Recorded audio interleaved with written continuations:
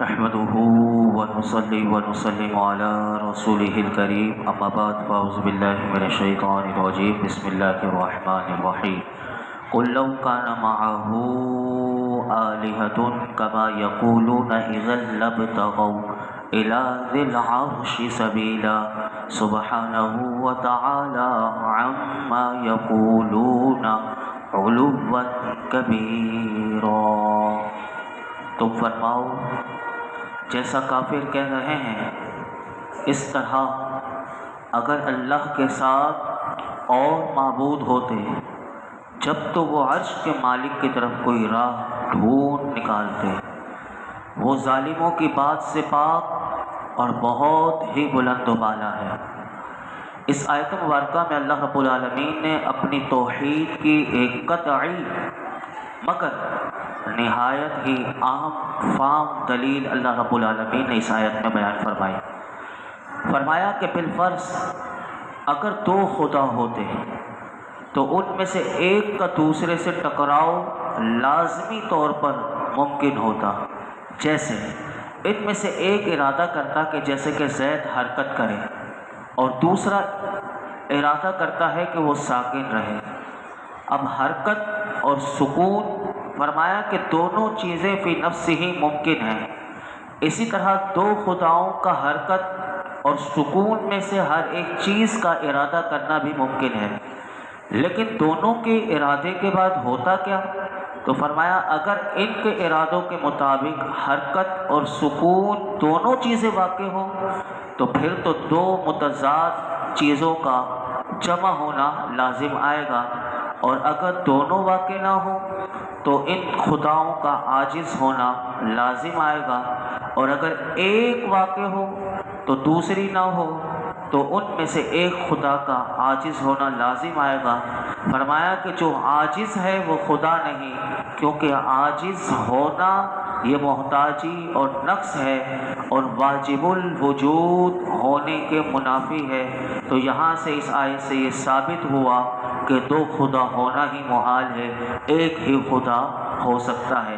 آگے ارشاد فرمایا تسبح له السماوات السبع والارض ومن فيهن وان من شيء الا يسبح بحمده ولكن لا تفقهون تسبيحهم انه كان حليما غفورا۔ ساتوں آسمان اور زمین اور جو مخلوق ان کے درمیان ہے سب اسی کی پاکی بیان کرتے ہیں، اور کوئی بھی شے ایسی نہیں جو اس کی حمد بیان کرنے کے ساتھ اس کی پاکی بیان نہ کرتی ہو، لیکن تم لوگ ان چیزوں کی تسبیح کو سمجھتے نہیں، بے شک وہ حلم والا بخشنے والا ہے۔ اس آیت میں اللہ نے اپنی عظمت کو بیان کیا۔ پیچھے تو یہ بتایا کہ دو خدا ہونا ناممکن ہے، اب اس آیت میں فرمایا کہ ساتوں آسمان اور زمین میں بسنے والی فرمایا کہ ساری مخلوق اللہ کی حمد و ثنا اور تسبیح و تقدیس میں مشغول ہے۔ اور علماء فرماتے ہیں یہ تسبیح دو طرح سے، نمبر ایک فرمایا زبان حال سے بھی کہ وہ اس طرح کے تمام مخلوقات جو بھی اللہ نے پیدا کی، وہ فرمایا کہ تمام مخلوقات کے جو وجود ہیں وہ اپنے صانع یعنی بنانے والے کی قدرت اور حکمت پر دلالت کرتے ہیں، تو یہ گویا کہ زبان حال سے اس کی تسبیح ہو رہی ہے۔ اور فرمایا زبان قال سے بھی تسبیح ہوتی ہے، اور یہ بھی ثابت ہے اور صحیح ہے، اور احادیث کثیرہ بہت ساری احادیث مبارکہ ہیں جو اس بات پر دلالت کرتی ہیں کہ کائنات میں جو چیزیں اللہ نے پیدا کی وہ اس کی تسبیح بیان کر رہی ہیں۔ آئیے میں حضرت عبداللہ بن عباس رضی اللہ عنہما کیا فرماتے ہیں سنیے۔ آپ فرماتے ہیں کہ ہر زندہ چیز اللہ کی تسبیح کرتی ہے، اور ہر چیز کی زندگی جو ہے فرمایا وہ اس کے حسب حیثیت ہے۔ یہاں تک کہ مفسرین نے فرمایا کہ دروازہ جب کھولا جاتا ہے تو دروازہ کھولنے کی جو آواز ہوتی ہے، اور فرمایا چھت کا چٹکنا جو ہے یہ بھی تسبیح کرنا ہے۔ اور ان کی تسبیح آپ جانتے ہیں کیا ہے؟ ان کی تسبیح یہ ہے کہ سبحان اللہ و بحمدہ، یہ تسبیح ہے، یہ مفسرین نے فرمایا۔ اور میرے آقا کیا فرماتے ہیں؟ 3 حدیث مبارکہ میں آپ کے سامنے رکھتا ہوں، پہلی بخاری شریف کی، دوسری مسلم شریف کی، تیسری پھر بخاری کی، تینوں حدیث مبارکہ سماعت کیجیے کہ حضرت عبداللہ بن مسعود رضی اللہ تعالیٰ عنہ سے روایت ہے کہ اللہ کے محبوب علیہ الصلوۃ والسلام کی انگشت مبارک سے پانی کے چشمے جاری ہوتے ہوئے میں نے دیکھا، اور ہم کھانا کھاتے وقت کھانے کی تسبیح سنا کرتے تھے۔ سبحان اللہ، یعنی میرے آقا اگر چاہیں تو اپنے صحابہ کو یہ تسبیح بھی سنا دیتے ہیں کہ کھانا سامنے پڑا ہوا ہے لیکن کھانا بھی اللہ کی تسبیح کر رہا ہے، اور فرمایا کہ حضور کے مبارک انگلیوں سے ہم نے پانی نکلتے ہوئے میں نے دیکھا ہے۔ یہ ہے وہ شان کہ جو اس قرآن کی اس آیت کی تفسیر بیان کر رہی ہے۔ دوسری حدیث مبارکہ جو مسلم شریف کی ہے، حضرت جابر بن سمورہ رضی اللہ تعالیٰ عنہ سے روایت ہے کہ رسول اللہ صلی اللہ علیہ وسلم نے ارشاد فرمایا کہ میں اس پتھر کو بھی پہچانتا ہوں کہ جو میرے اعلان نبوت سے پہلے مجھے سلام کیا کرتا تھا۔ یہ بے جان ہیں لیکن ان کی زبان سے سلام بھی حضور کی بارگاہ میں پیش کیا جاتا ہے، اور آج کا امتی کہتا ہے کہ سلام کیسے پڑھنا، یہ کہاں سے ثابت ہے؟ یہ تو حدیث مبارکہ یہ مسلم شریف کی ہے کہ میرے آقا اس پتھر کو بھی فرماتے ہیں کہ میں جانتا ہوں کہ جو میرے اعلان نبوت سے پہلے مجھ پر سلام کیا کرتا تھا۔ اور بخاری شریف کی تیسری حدیث پاک سنیے، حضرت عبداللہ بن عمر رضی اللہ عنہما سے روایت ہے کہ رسول اللہ صلی اللہ علیہ وسلم نے ارشاد فرمایا کہ رسول اکرم صلی اللہ علیہ وسلم لکڑی کے ایک ستون سے حضور تکیہ فرما کر خطبہ ارشاد فرمایا کرتے تھے۔ جب میرے آقا علیہ الصلوۃ والسلام کے لیے ممبر بنایا گیا تو میرے آقا علیہ الصلوۃ والسلام نے جس سے ٹیک لگایا کرتے تھے، جس لکڑی کے ستون سے، میرے آقا نے اس سے ٹیک نہ لگایا کیونکہ ممبر حضور کے لیے بنا دیا گیا۔ میرے آقا ممبر پر جلوہ فروز تھے۔ یہ بڑی طویل حدیث ہے، میں اس میں صرف مختصر بات بتانا چاہ رہا ہوں کہ وہ ستون رونے لگ گیا، اور اس کے حدیث کے الفاظ ہیں کہ وہ اتنا رو رہا تھا کہ صحابہ کہتے ہیں بلک بلک کر روتا تھا، ہمیں رونے والے کی آواز نہ پتہ چلتی تھی کہ کون رو رہا ہے۔ تو اتنی آواز کے صحابہ نے سنی، میرے آقا علیہ الصلوۃ والسلام نے دوران خطبہ آپ ممبر سے تشریف لائے اور اس لکڑی کے ستون کو حضور نے دست کرم اپنا پھیرا اور شفقت فرمائی اور تسکین فرمائی، اس سے گفتگو فرمائی، وہ ساری احادیث مبارکہ میں ہے۔ تو یہاں سے یہ پتہ چلا کہ احادیث سے یہ پتہ چلتا ہے کہ جمادات ہوں ان کا کلام کرنا اور تسبیح کرنا یہ ثابت ہے، اور یہی قرآن بیان کر رہا ہے کہ ہر چیز اللہ کی تسبیح بیان کرتی ہے، لیکن ساتھ ہی اس آیت میں اللہ نے یہ بھی بتا دیا کہ یہ تو حق ہے کہ تمام کائنات کی اشیاء اللہ کی تسبیح بیان کرتی ہیں، کیونکہ یہ بات بتانے والا کوئی انسان نہیں بلکہ خود رب العالمین ہے، اور وہ اپنے قرآن میں خود بتا رہا ہے کہ کائنات کی ہر شے، ہر اشیاء وہ تسبیح کرتی ہے، لیکن البتہ تم ان کی تسبیح کو سمجھتے نہیں۔ زبان حال کی تسبیح تو وہ لوگ نہیں سمجھتے کہ جو مخلوق میں غور کر کے خالق کی معرفت حاصل نہیں کرتے، اور زبان قول کی تسبیح عمومی طور پر کوئی نہیں سمجھ سکتا، کیونکہ اس کی علماء نے وجہ لکھی کہ ہر شے کس زبان میں تسبیح کرتی ہے اور وہ ہم نہیں سمجھ سکتے، لیکن ہر چیز کی تسبیح کا جان لینا یہ ہمارے لیے بہت مشکل ہے، لیکن اللہ کی قدرت سے بعید نہیں کہ وہ اپنے بندوں میں سے جس کو جو چاہے تو وہ تسبیح سنا دیتا ہے۔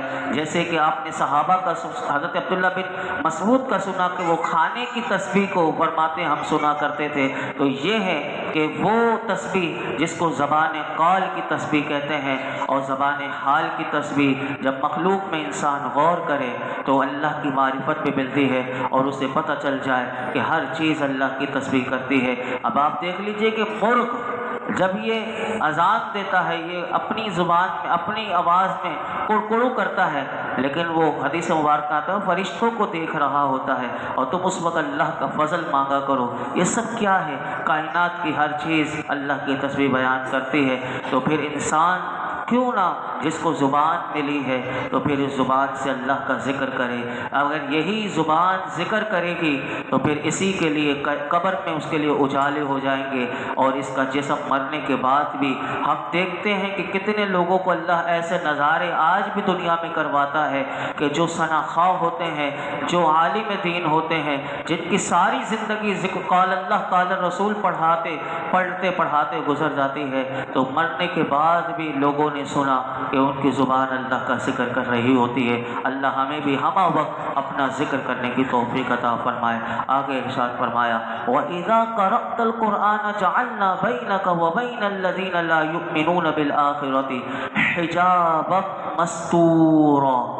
اور اے حبیب جب تم نے قرآن پڑھا تو ہم نے تمہارے اور آخرت پر ایمان نہ لانے والے کے درمیان ایک چھپا ہوا پردہ کر دیا. اس آیت کا شان نزول یہ ہے کہ جب سورہ لہب تبت یدا ابی لہب وتب یہ نازل ہوئی تو اس میں ابو لہب کی بیوی کے مذمت کی گئی تھی. تو وہ جب اس نے اس صورت کو سنا ابو لہب کی بیوی نے، تو وہ ایک پتھر اٹھا کر مسجد نبوی شریف میں آ گئی اور نبی اکرم صلی اللہ علیہ وسلم بما حضرت ابو بکر صدیق رضی اللہ تعالی عنہ کے ساتھ تشریف رکھتے تھے. لیکن جب وہ آئی تو وہ حضور کو نہیں دیکھ پا رہی، لیکن حضرت صدیق اکبر کو دیکھ رہی ہے اور کہنے لگی کہ حضرت صدیق اکبر رضی اللہ تعالیٰ عنہ سے کہنے لگی تمہارے آقا کہاں ہیں؟ مجھے معلوم ہوا ہے کہ انہوں نے میری حج یعنی مذمت کی ہے. تو حضرت صدیق اکبر رضی اللہ تعالیٰ عنہ نے ابو لہب کی بیوی سے کہا کہ وہ شعر گوئی نہیں کرتے، یعنی تو سمجھ رہی ہے کہ وہ تیرے بارے میں کوئی شعر گوئی کی ہے، تیری مذمت کی ہے. تو وہ صدیق اکبر رضی اللہ تعالیٰ عنہ کو یہ کہتی ہوئی واپس ہوئی کہ میں تو یہ پتھر معاذ اللہ حضور کا سر کچلنے کے لیے لائی تھی. اللہ اکبر. جب وہ چلی گئی تو حضرت صدیق اکبر رضی اللہ تعالیٰ عنہ نے میرے آقا سے بڑے تعجب سے عرض کیا کہ یا رسول اللہ آپ ہمارے ساتھ یہاں موجود ہیں، اس کے باوجود اس عورت نے آپ کو کیوں نہیں دیکھا؟ تو رسول اللہ صلی اللہ علیہ وسلم نے ارشاد فرمایا کہ میرے اور اس کے درمیان ایک فرشتہ حائل رہا، اس وجہ سے یہ مجھے نہ دیکھ پائی. اور اس واقعے کی اس پورے واقعے کو اللہ نے اس آیت میں بیان کیا. اب سنیے دوبارہ اس کا ترجمہ. فرمایا اے حبیب جب تم نے قرآن پڑھا تو ہم نے تمہارے اور آخرت پر ایمان نہ لانے والوں کے درمیان ایک چھپا ہوا پردہ کر دیا. یہ آیت کا شان نزول ہے. آگے ارشاد فرمایا وَجَعَلْنَا عَلَىٰ قُلُوبِهِمْ أَكِنَّةً أَن يَفْقَهُوهُ وَفِي آذَانِهِمْ وَقْرًا وَإِذَا ذَكَرْتَ رَبَّكَ فِي الْقُرْآنِ وَحْدَهُ وَلَّوْا عَلَىٰ أَدْبَارِهِمْ نُفُورًا نَحْنُ أَعْلَمُ بِمَا يَسْتَمِعُونَ بِهِ إِذْ يَسْتَمِعُونَ إِلَيْكَ وَإِذْ هُمْ نَجْوَىٰ إِذْ يَقُولُ الظَّالِمُونَ إِن تَتَّبِعُونَ إِلَّا رَجُلًا مَّسْحُورًا. اور ہم نے ان کے دلوں پر غلاف ڈال دیے ہیں تاکہ اس قرآن کو نہ سمجھے، اور ان کے کانوں میں بوجھ ڈال دیا. اور جب تم قرآن میں اپنے اکیلے رب کا ذکر کرتے ہو تو وہ کافر نفرت کرتے ہوئے پیٹھ پھیر کر بھاگتے ہیں. ہم خوب جانتے ہیں کہ جب وہ آپ کی طرف کان لگا کر سنتے ہیں تو وہ اسے کیوں سنتے ہیں، اور جب وہ آپس میں مشورہ کرتے ہیں، جب ظالم کہتے ہیں تم تو صرف ایک ایسے مرد کی پیروی کر رہے ہو کہ جس پر جادو ہوا ہے. اس آیت کا مختصر خلاصہ یہ ہے کہ کفار کی ضد اور انانیت کے باعث، کیونکہ ان کو اتنے دلائل قرآن میں دیے گئے، میرے آقا ان کو قرآن پڑھ کر بتایا کرتے تھے اللہ کی وحدانیت کا، لیکن صرف وجہ کیا تھی؟ ضد تھی، انانیت ان کی تھی. تو فرمایا کہ ان کی ضد پر وہ اڑے رہے تو اللہ رب العالمین نے ان کے دلوں پر مہر لگا دی اور ان کے دلوں پر پردے ڈال دیے، اور جس کی وجہ سے وہ قرآن کریم کو درست طور پر سمجھ نہیں سکتے، اور ان کے کانوں میں قرآن کے اللہ رب العالمین فرماتا ہے ان کے کانوں میں ہم نے بوجھ ڈال دیے کہ جس کی وجہ سے وہ قرآن شریف کو سنتے نہیں. تو اس سے علماء نے ایک بات نکالی اس آیت کے ضمن میں. فرمایا کہ اس سے یہ پتہ چلا کہ قرآن کی صحیح سمجھ ایمان اور تقوی، یہ دو چیزیں جس کے پاس ہوں گی، فرمایا اسے قرآن کی سمجھ حاصل ہوتی ہے. اس کے بغیر ایمان نہ ہو اور تقوی نہ ہو تو علماء فرماتے ہیں بسا اوقات ذہن پھر الٹا کام کرنا شروع کر دیتا ہے کہ جیسے کہ آج ہم دیکھتے ہیں تو یاد رکھیے گا کہ ہر کتاب روشنی میں پڑھی جاتی ہے، لیکن قرآن کو پڑھنے کے لیے، سمجھنے کے لیے تقویٰ کی روشنی چاہیے، اور اس روشنی کو حاصل کرنا چاہیے۔ اور اس دوسری آیت میں اللہ نے فرمایا کہ کفار محبوب قرآن سنتے بھی ہیں تو صرف مذاقاً اور تمسخر، تکذیب کے لیے، جھٹلانے کے لیے، اور فرمایا کہ یہ ان کا جرم ہے۔ اور ان کا دوسرا جرم یہ ہے کہ یہ آپ کو مجنون کہتے ہیں، کوئی جادوگر کہتا ہے، کوئی کاہن کہتا ہے، کوئی شاعر کہتا ہے۔ لیکن پھر کیا فرمایا؟ انظر کیف ضربوا لک الامثال فضلوا فلا یستطیعون سبیلا، دیکھو انہوں نے تمہارے لیے کیسی مثالیں بیان کی ہیں تو یہ گمراہ ہوئے، بس یہ راستہ پانے کی طاقت نہیں رکھتے۔ یعنی ارشاد فرمایا کہ یہ کافر نبی اکرم صلی اللہ علیہ وسلم کے لیے کیسی باتیں کہتے ہیں کہ آپ کو ناقص صفات کے ساتھ تشبیہ دیتے ہیں، جیسے کہ جادوگر، کاہن، مجنون وغیرہ۔ اس سے علماء نے ایک بات مسئلہ نکالا کہ یہ قرآن کی یہ آیت پیغام دے رہی ہے کہ کبھی بھی اللہ کے محبوب کو کسی صفت، کسی گھٹیا صفت کے ساتھ کبھی بھی تشبیہ دینا، یاد رکھیے گا کہ یہ کفر ہے۔ جس نے نبی پاک صلی اللہ علیہ وسلم کو کسی بھی گھٹیا صفت کے ساتھ تشبیہ دی، گویا کہ اس نے کفر کیا۔ اور ایسے ہی ہمارے معاشرے میں آج ایسی کتابیں پائی جاتی ہیں کہ جنہوں نے سرکار دو عالم صلی اللہ علیہ وسلم کے کبھی علم مبارک کو جانوروں کے علم سے تشبیہ دی، تو گویا کہ ایسے لوگ توہین کے مرتکب ہیں، اور ایسے لوگوں کو جب روکا گیا تو وہ اپنی ضد پر اڑے رہے، جیسے یہ کافر اڑے رہے۔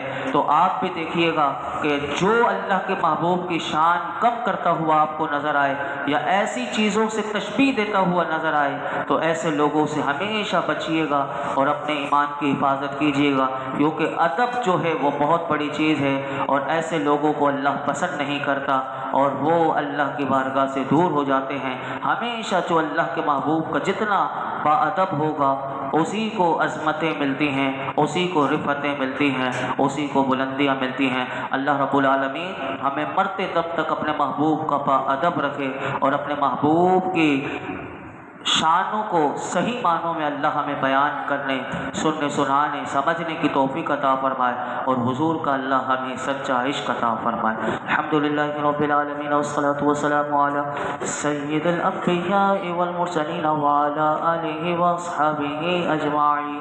اللہم انت السلام ومنک السلام تبارک یا ذا الجلال والاکرام۔ یا اللہ پاک جو کچھ ہم نے سنا ہے اس میں کوئی غلطی کوتاہی ہو معاف فرما، اپنی بارگاہ میں قبول فرما۔ رب کریم قرآن حکیم کا فیضان نصیب فرما، قرآن حکیم کی صحیح معنوں میں سمجھ عطا فرما، اس پر عمل کا جذبہ دے دے، اس پر صحیح معنوں میں عمل کرنے کی توفیق عطا فرما، ہر قسم کے گناہ سے بچنے والا بنا دے۔ یا اللہ قرآن حکیم کے نور سے ہمارے ظاہر، ہمارے باطن کو منور کر دے۔